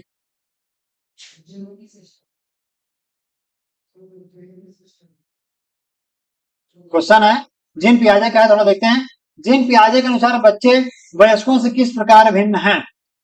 तो बच्चों की बात हो रही है, बच्चे नन्हे वैज्ञानिक हैं, उनके अंदर गुण अलग रहता है, और जो बड़े होते हैं उनके अंदर गुण अलग होता चला जाता है। जैसे जैसे स्कीमा का डेवलपमेंट होता है वैसे वैसे गुणों में परिवर्तन होता चला जाता है। जिन पियाजे के अकॉर्डिंग क्या है, थोड़ा क्वेश्चन देखते हैं क्या है। ऑप्शन देखते हैं, इसमें क्या है, बच्चों की सोच मात्रात्मक रूप से वयस्कों से भिन्न होती है। मात्रा के आधार पर की बात नहीं करते जिन पियाजे, ये ऑप्शन गलत हो जा रहा है। ओके, दूसरा ऑप्शन दिया है, बच्चे वयस्कों पर निर्भर होते हैं, ये भी गलत कर रहा है कि निर्भरता की उसमें कोई बात ही नहीं करते जिन पियाजे। तीसरा ऑप्शन देखते हैं, बच्चों की तुलना में वयस्क बहुत अधिक ज्ञानी होते हैं, इसकी भी कोई बात नहीं करता। वो सीधे कहते हैं बच्चे नन्हे वैज्ञानिक है, बच्चे अपने समस्या का समाधान स्वयं करेंगे, नन्हे वैज्ञानिक उसकी बात करता है, इसकी बात करते नहीं है। बच्चों की सोच वयस्कों से गुणात्मक, ये गुण वाली बात हो रही है, गुण गुणात्मक रूप से भिन्न होती है, इस स्टेटमेंट को जिन पियाजे ने कहा है। और ये रिपीटेड क्वेश्चन, बार बार क्वेश्चन आया हुआ कि गुणात्मक तरीके से बच्चे बच्चों बड़ों से भिन्न होते हैं जिन पियाजे के अकॉर्डिंग। तो इसका आपका ऑप्शन हो जाएगा चौथा। आगे बढ़ते हैं, फिर एसएसआर रीजन का क्वेश्चन आ गया है, देखते हैं।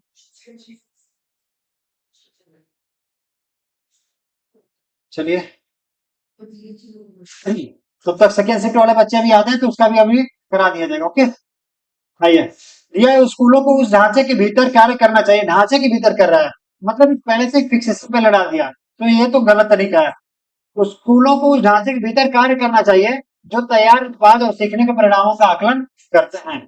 तो भैया, आप किसी बच्चों को पढ़ाने जा रहे हैं तो इसका मतलब यह नहीं हुआ कि विद्यालय में जो गतिविधियां हैं, विद्यालय जो रूल्स रेगुलेशन है, उतने तक उन चीजों को सिर्फ अप्लाई किया जाए। हो सकता है कि एक्स्ट्रा करिकुलर एक्टिविटी को उसमें इन्वॉल्व किया जाए, और इससे क्या होता है, बच्चों में क्रिएटिविटी डेवलप होता है। यानी जो ढांचे की बात हो रही है, उस ढांचे के भीतर, ये आपका ऑप्शन गलत है। ठीक है, यानी ए वाला आपका ऑप्शन गलत जा रहा है। आर देते हैं, सीखने पक्के तौर पर अनुक्रमिक और पदानुक्रमिक होता है। अगर जो अनुक्रम और पदानुक्रम दोनों रहता सीखना, इसका मतलब हम ये कह सकते हैं कि एक बच्चा आपके भारत में है और एक बच्चा आपके यूएसए में, दोनों बच्चे अपने अनुक्रम, अपने पदानुक्रम के आधार पर एक तरीके से सीखने का प्रयास करेंगे। तो ये तो बिल्कुल गलत है, क्योंकि इन्वायरमेंट का इफेक्ट करता है सीखने पर। इन्वायरमेंट का बहुत ही बड़ा प्रभाव पड़ता है, जैसे आपकी संगत रहेगी वैसे आपका रंगत बनेगा, ये आप सुने होंगे।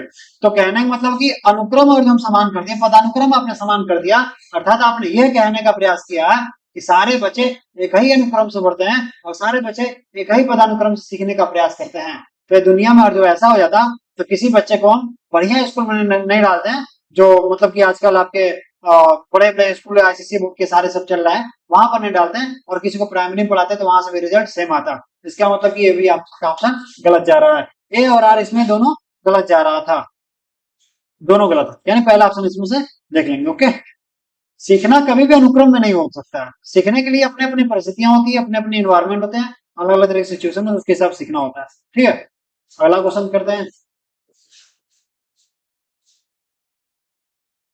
Question number 19। ऑटिज्म के बारे में दिया है, तो आपको बड़ा रिपीटेड क्वेश्चन, ऑटिज्म क्या है। तो ऑटिज्म तो आपको पता है भैया, एक न्यूरोलॉजिकल तरीका है, बीमारी एक तरीके का विकार है। तो इसके बारे में थोड़ा सा पूछ रहा है, वो क्या है। निम्नलिखित में कौन सा कथन स्वालीनता ऑटिज्म के संदर्भ में सही है। स्वालीनता का इलाज किया जा सकता है, उम्र के साथ इसमें सुधार आता है। ठीक है, बात सही है। स्वालीनता वाले सभी बच्चों में कम से कम एक विशेष कौशल होता है, इसका कोई मतलब नहीं है। स्वालीनता एक तंत्रिकीय विकासात्मक विकार है, तंत्रिका की बात हो रही है, न्यूरोलॉजिकल आपका क्या है, डिसऑर्डर है। तो स्वालीनता जो मेन है, जैसे कि आपके पास ऑप्शन और भी सही जा रहा है, जैसे स्वालीनता केवल वातावरणीय कारकों के कारण होता है, ये तो गलत करा। यानी हमको पहले भी सही जा रहा था और तीसरा भी सही जा रहा था, लेकिन अगर जो इसमें सुधार करेंगे तो सुधार हो सकता है। लेकिन अगर अगर जो हम पूछेंगे कि भैया जैसे मैंने कह दिया कि गुरुत्वाकर्षण का नियम किसने दिया, तो आपने सीधे सीधे कहा न्यूटन ने दिया। आपने ये नहीं कहा कि उसका पहला नियम क्या है, दूसरा नियम क्या है, तीसरा नियम क्या है, वो तो कहानी बात की बात है। लेकिन पहले हम कहेंगे कि न्यूटन ने इसका सॉरी गुरुत्वाकर्षण का नियम, सॉरी गति का नियम, सॉरी गति का नियम किसने दिया था, तो न्यूटन की बात हो जाएगी। ठीक है, तो सीधे सीधे हम इस क्वेश्चन को थर्ड वाले ऑप्शन के पास लेके जाएंगे, तंत्र के विकासात्मक विकार है। ठीक है, आगे चलते हैं।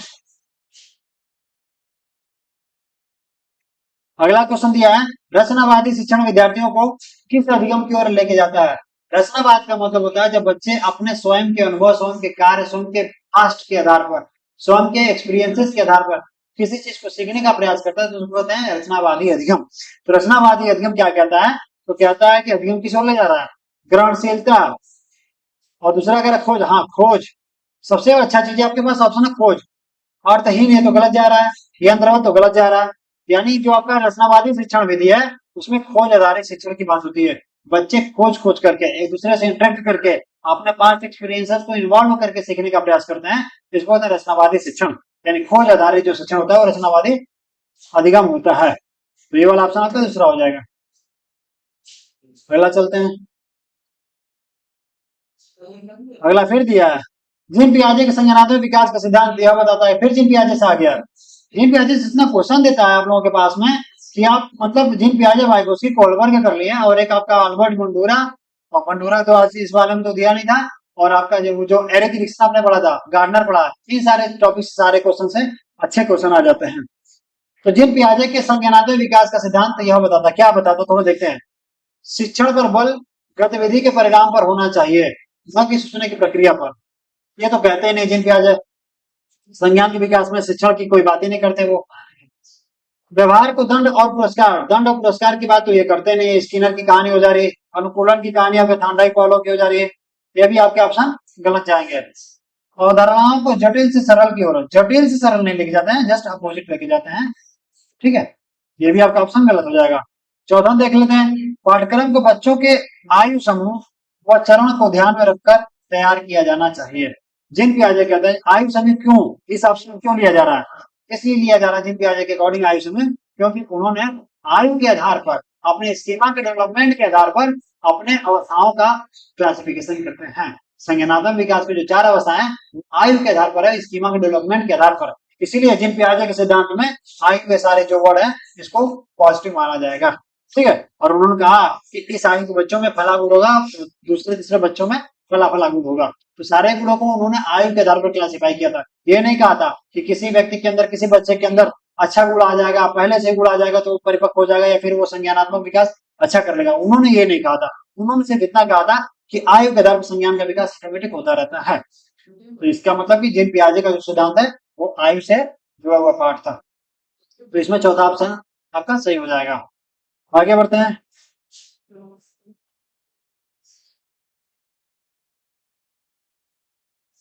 प्रगतिशील कक्षा क्या होता है? देखिए, जब भी प्रगतिशील कक्षा की बात हो, जब भी बाल केंद्रित शिक्षा की बात हो, जब भी रचनावादी शिक्षा की बात हो, तो इसका मतलब होता है कि बच्चों के स्वयं के ज्ञान पर बात की जा रही है, कि बच्चा करके सीखने का प्रयास कर रहा है।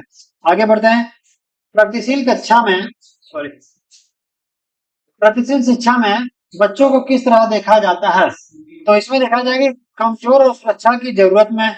तो ये तो ऑप्शन आपका लगभग ठीक जा रहा था। और देखते हैं, मासूम और आश्रित की कहानी। इसमें तो ऐसे कुछ नहीं है। प्रगतिशील कक्षा आज्ञाकारी और केवल ज्ञान का उपभोग करने में सक्षम, ऐसा भी नहीं है। बच्चों को सिर्फ आज्ञाकारी बनाने का क्या मतलब है? प्रोग्रेसिव एजुकेशन की क्या मतलब है? और उसमें सिर्फ ज्ञान भरना चाह रहे हैं, स्टोरेज देना चाह रहे हैं, इंफॉर्मेशन देना चाह रहे हैं, डेटा देना चाह रहे हैं, तो ऐसा कोई प्रगतिशील कक्षा नहीं कहलाता है। चौथा ऑप्शन आता है, ज्ञानवर्धक और अर्थ को रचना करने वाले। तो ये आपका ऑप्शन थोड़ा सही जा रहा है। प्रगतिशील कक्षा का मतलब होता है बच्चों में ज्ञानवर्धक, ज्ञान के साथ साथ उनके वर्धन की कहानी चल रही है और उनके अर्थ की रचना भी कर रही है। हमने कहा ना, रचनात्मकता यानी अर्थ की बात हो रही थी, तो यानी ज्ञानवर्धन और अर्थ, ये दोनों चीजों को पॉजिटिव देखा जाएगा प्रोग्रेसिव एजुकेशन में। यानी चौथा आपका ऑप्शन सही जा रहा है, ये थोड़ा कम जा रहा था। ओके, आगे चलते हैं।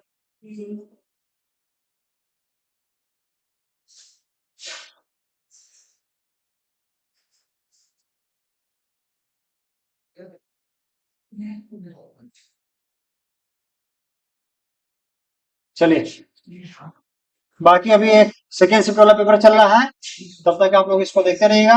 वो लोग जो लोग देकर के आएंगे इसके बाद उसको भी सॉल्व कराएंगे तुरंत।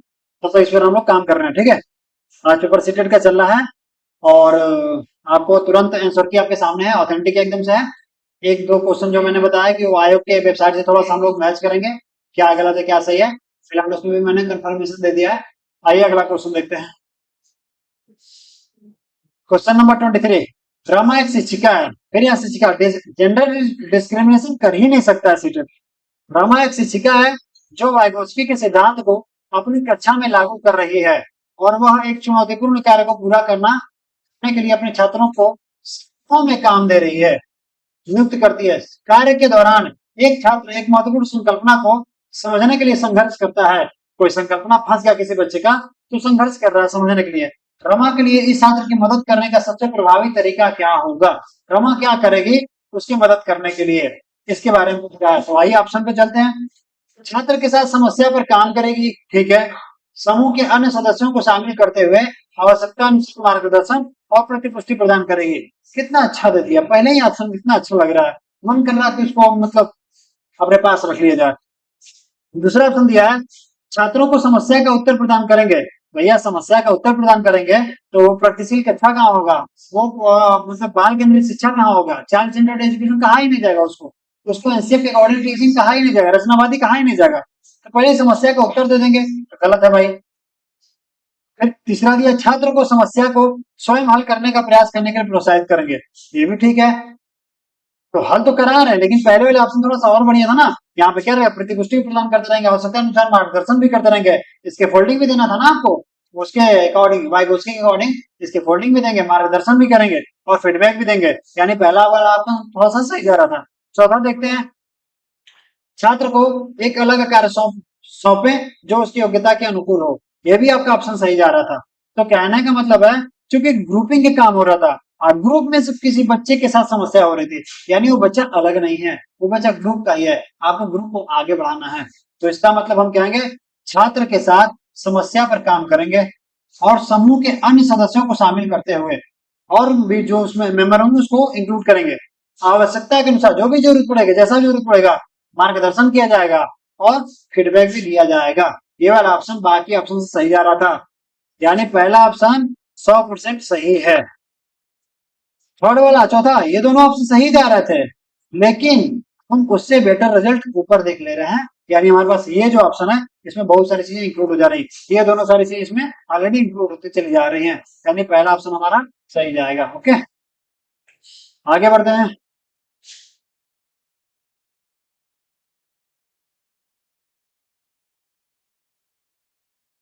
तो आप लोग और भी चाहेंगे स्टेट का बैच यहाँ पर ले सकते हैं, वाराणसी में यह कोचिंग है आपका। और यहाँ पर मैं पिछले काफी लंबे समय से पढ़ा रहा हूँ। आइए आगे बढ़ते हैं। किस अधिगम की रणनीति में सॉरी किस अधिगम की रणनीति में बच्चों द्वारा दूसरों को सिखाना शामिल है जो उन्होंने सीखा है? तो इसका मतलब ये कह रहा है कि कौन सा ऐसा अधिगम के तरीका है जिसमें बच्चों द्वारा दूसरों को सिखाया जाता है, बच्चों द्वारा दूसरों को सिखाने का प्रयास किया जा रहा है, ठीक है, ना कि टीचर के द्वारा। तो वह उन्हें सिखा रहा, क्या सिखा है? पारस्परिक शिक्षण, एक दूसरे से सीखने की प्रक्रिया हो रही है। दूसरे का रट करके कहानी का कोई मतलब नहीं है भैया, बच्चों में तो एनसीएफ कहता सीधे रटने की कहानी को हटा दीजिए। अनुबंधन की कहानी जो होती है उसमें क्या होता है कि कोई स्टिमुलस दिया जाता है, उसके साथ साथ कुछ बॉन्डिंग कर दिया जाता है तो बच्चा सीखने का प्रयास करता रहता है, ठीक है। तो इसका मतलब कि अनुबंधन की जो कहानी होती है वो आपके थांडाई पॉलो स्किनर की कहानी, वो इधर की कहानी नहीं है, इसको हटा दीजिए अभी, ठीक ना, क्योंकि बच्चों द्वारा दूसरों को सिखाने का प्रयास किया जा रहा है। अनुबंधन की कहानी स्टिमुलस के थ्रू जा रही है ना, तो यहाँ पे अनुबंधन की कहानी नहीं होगी। व्याख्यात्मक शिक्षण का मतलब होता है कि कोई टीचर व्याख्या दे रहा है, ठीक है। व्याख्या की कहानी कोई सीनियर कर सकता है, कोई बड़ा कर सकता है, कोई एक्सपर्ट कर सकता है, लेकिन इसमें क्वेश्चन दिया है कि बच्चों द्वारा दूसरों को सिखाने का प्रयास, आपस में सिखाने का प्रयास किया जा रहा था, यानी पारस्परिक शिक्षण विधि का प्रयोग किया जा रहा था। यह आपका जो पारस्परिक शिक्षण है ये वाइगोत्स्की के थ्रू, वाइगोत्स्की के सिद्धांत में आता है कि पारस्परिक शिक्षण के माध्यम से बच्चे एक दूसरे से सीखने का प्रयास करते हैं, उस पर आधारित यह क्वेश्चन था, यानी वाइगोत्स्की से इनडायरेक्टली यह क्वेश्चन पूछा हुआ है। ओके, आगे बढ़ते हैं।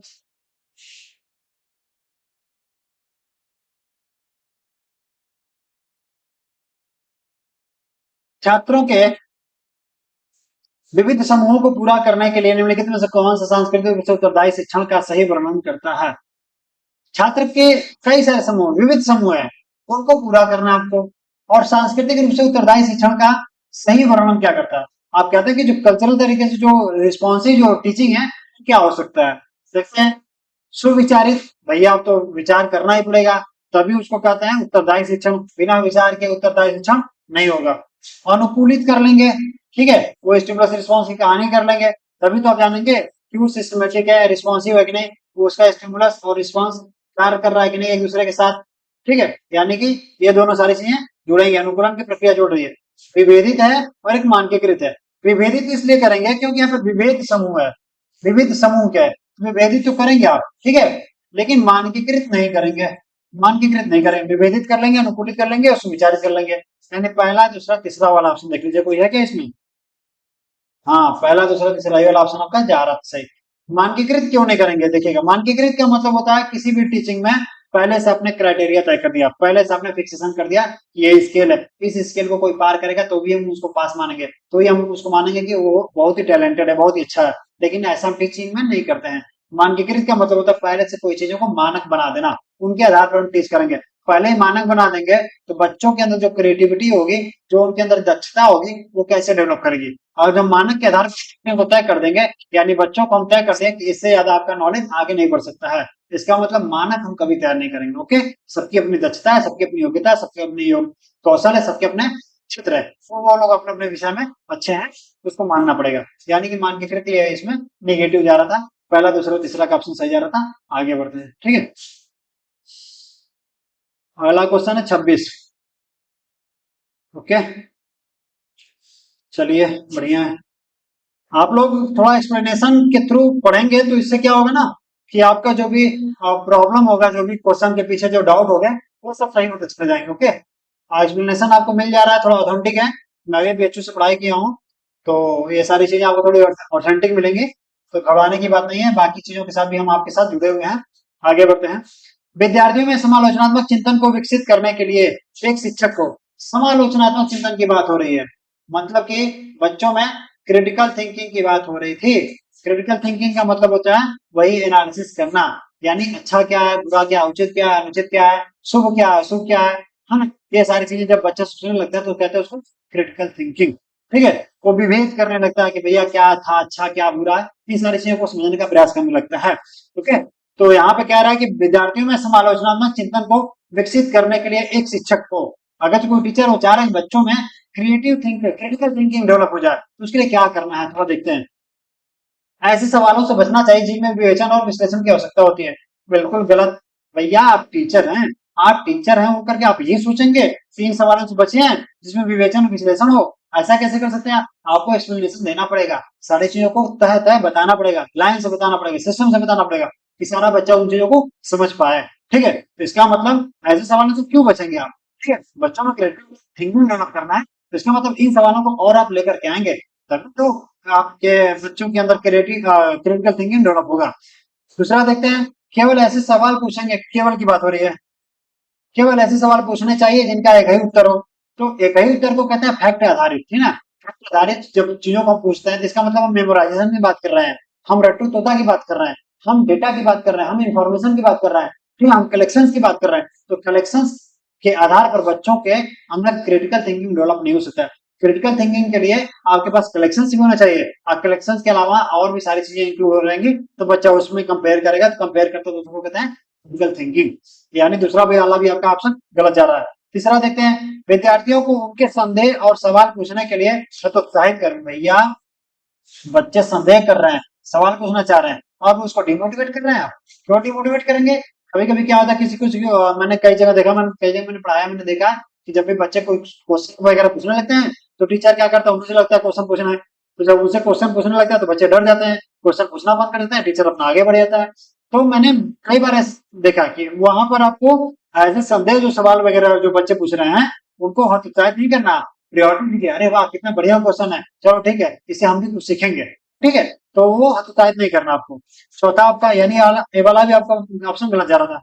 ऐसे सवाल देने चाहिए जिनमें निष्कर्ष और व्याख्याएं शामिल होते हैं।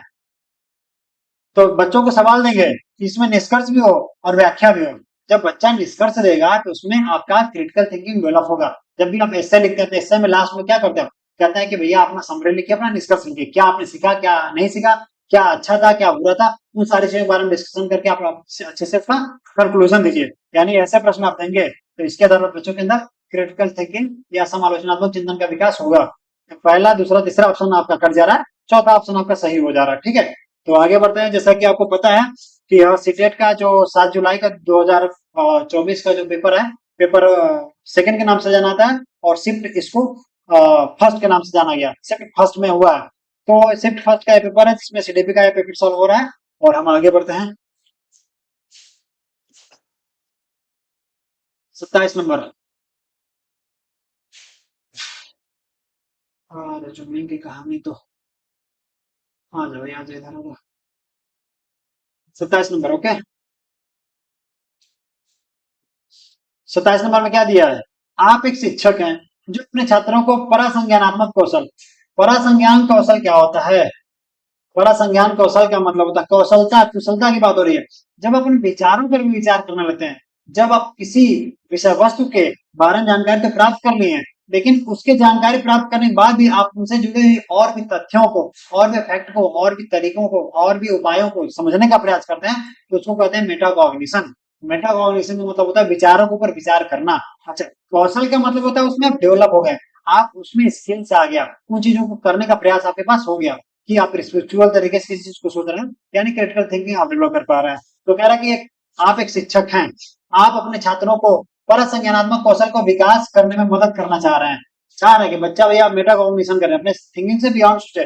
तो निम्नलिखित में से कौन सी रणनीति इस प्रकार के चिंतन को बढ़ावा देगी? ठीक है, आप बच्चों में परसंज्ञानात्मक कौशल को बढ़ावा देना चाह रहे हैं, तो क्या तरीका अच्छा रहेगा? तो पहला देखते हैं।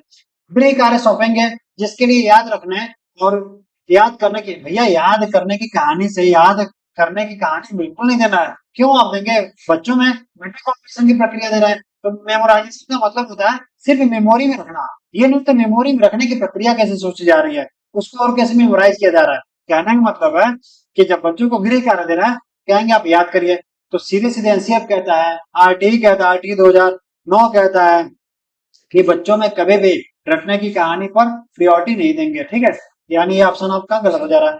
छात्रों को उनके प्रदर्शन पर गुणात्मक प्रतिपुष्टि के बजाय अंक देंगे। अंक क्यों देंगे भैया? अंक भी हतोत्साहित करना, अंक देंगे किसी बच्चे को अच्छा नंबर दे देंगे। कोई बच्चा अच्छा नंबर पा गया तो कहेगा अरे वाह बहुत बढ़िया, हम तो सबसे तेज है।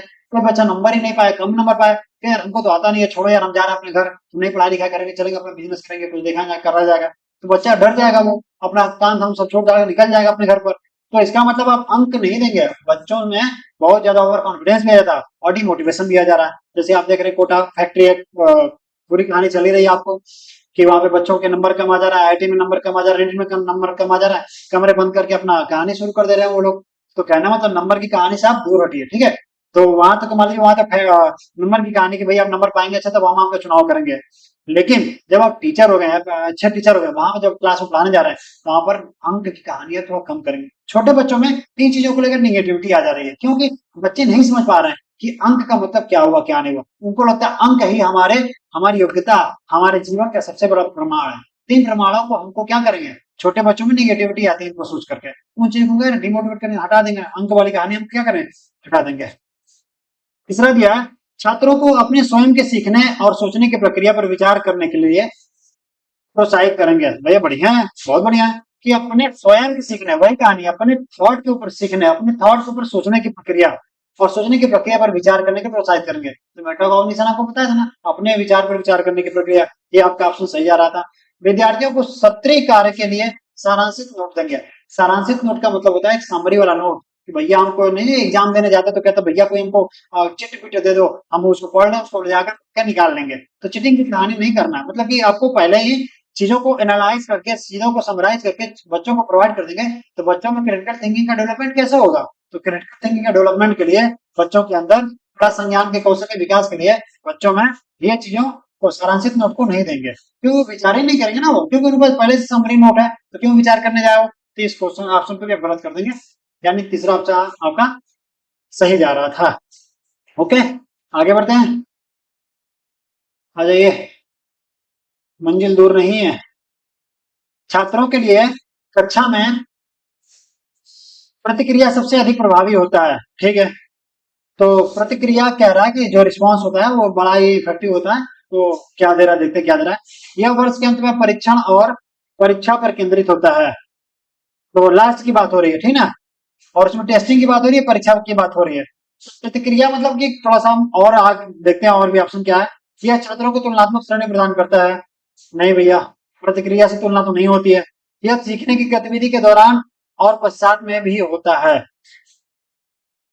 ठीक है लगभग, लेकिन पश्चात की कहानी कट जा रही है थोड़ी सी।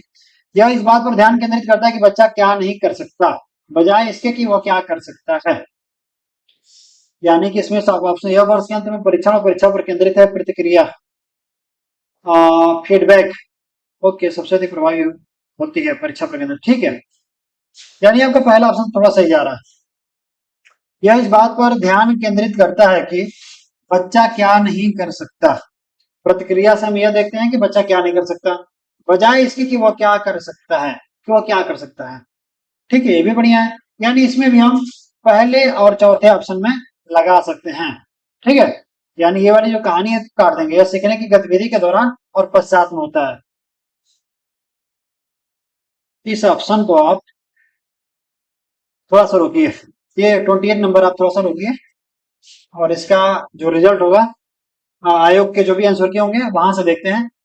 ठीक है, क्योंकि इसमें दो क्वेश्चन आपके ऑप्शन सही जा रहे थे। ओके, तो थोड़ा सा इसको रोकते हैं। क्वेश्चन नंबर 28, क्वेश्चन नंबर 28 थोड़ा रोका जा रहा है, आगे बढ़ते हैं। ओके ओके,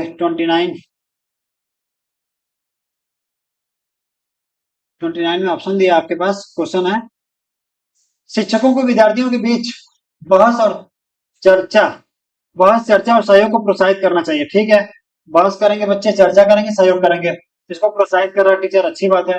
ज्ञान उत्पादन एक निष्क्रिय प्रक्रिया, गलत बात है। ज्ञान उत्पादन एक सक्रिय प्रक्रिया, अच्छी प्रक्रिया। सामूहिक गतिविधियों में संलग्नता अर्थपूर्ण अधिगम में बाधा डालता है। भैया कैसे, जब सामूहिक गतिविधि कर रहे हैं बच्चे, संलग्नता कर रहे हैं, तो अर्थपूर्ण अधिगम तो होता ही होता है। यानी ये बी वाला आपका ऑप्शन गलत जा रहा है, पहला वाला आपका ऑप्शन सही जा रहा है। ठीक है, यानी ए सही है और आर गलत है। चौथा ऑप्शन, अगला देखते हैं। क्वेश्चन नंबर 30, यह सीडीपी का लास्ट क्वेश्चन है, और यह 7 जुलाई 2024 का सीडीपी का पेपर सेकंड का पेपर है, और जिसको जूनियर के नाम से जाना जाता है। थोड़ा सॉल्यूशन भी देखते हैं, क्वेश्चन भी देखते हैं, आइए देखते हैं। सुनीता एक 12 वर्षीय लड़की विशेष संगीतीय क्षमता रखती है। कोई 12 वर्षीय लड़की है और संगीत की क्षमता रख रही है।